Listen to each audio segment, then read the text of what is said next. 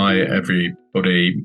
I'm Ross Hill, Director of Intelligence for At-Risk Global Risk Intelligence Team, and welcome to this week's Intelligence Insights briefing, where we take you through some of the things we think are important or interesting.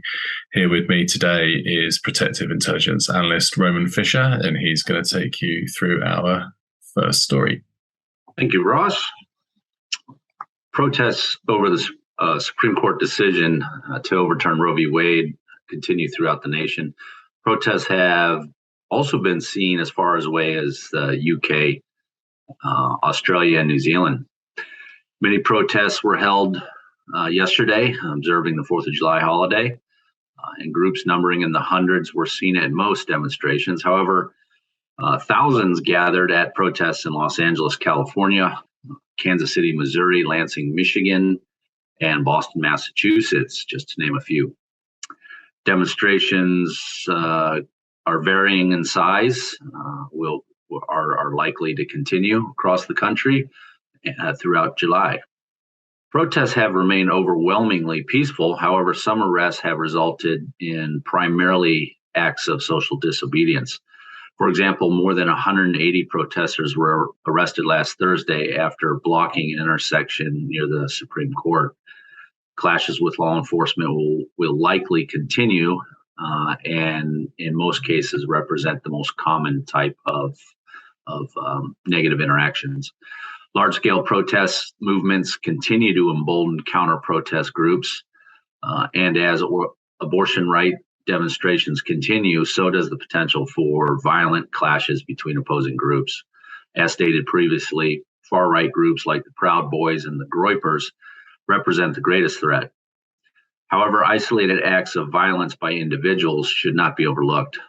For example, in Cedar Rapids, Iowa, a driver hit demonstrators on June 24th. Some of the witnesses indicate that the driver went, quote, out of his way to hit protesters in the street, end quote. No one was killed during the assault, but however, one woman was hospitalized. And that's what I have. Back to Ross. Thank you. Thanks, Roman. So Supreme Court has had quite a busy time recently, ruling last week that the US Environmental Protection Agency cannot limit emissions from power plants, nationally at least. Joe Biden called it a devastating decision. Energy production is one of the leading emissions producing sectors, but you can see from the chart there are others that can be targeted, and such as transport and the construction industry. But the ruling is actually part of a kind of deeper regulatory issue. Although we're not going to look into that today, we're going to sort of look more at the activism side related to the ruling. And these types of rulings actually make it much more difficult for countries to reach their climate targets. We know that a lot of countries are already missing those targets, some that were set back in 2015 in Paris, some that were set only 6 months ago at the COP26 conference.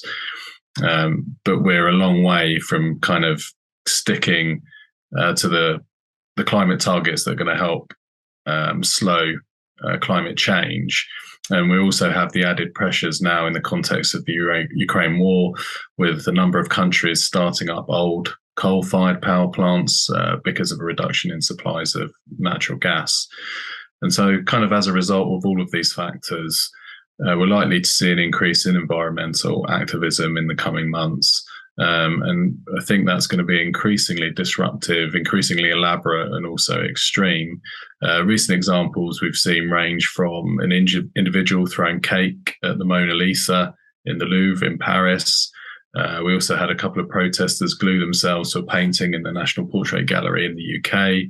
We've also seen disruption to tennis and Formula One motor racing from climate activists, as well as their usual sort of tactics, blocking major roads in Sydney, Australia over the last week or so.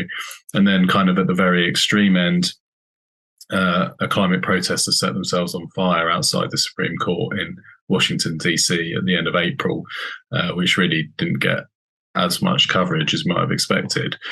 But overall, further similar incidents like these very likely to occur. And then for businesses, the primary risk really does remain to those kind of like heavily polluting industries, and then financial services that support those. And that's been the risk for some time.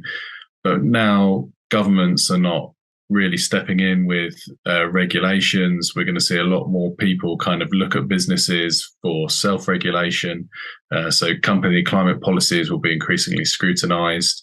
And then if the companies are not kind of like taking any action on climate change or not meeting their climate targets, then there's the potential for direct activism. And then our last one for today, there's a recent report from Lloyd's Insurance, which was done in association with the University of Cambridge, that identified that cyber attacks causing physical disruption are increasing. There was something like 10 in 2013, up to 400 in 2020. And although that's kind of a small number in terms of overall cyber attacks, these ones that cause physical disruption can be particularly dangerous.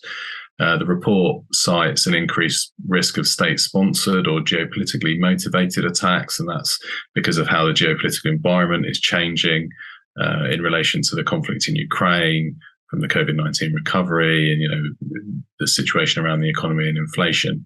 The biggest risk is probably to national infrastructure systems, energy management systems, traffic grids, other utilities, that kind of thing.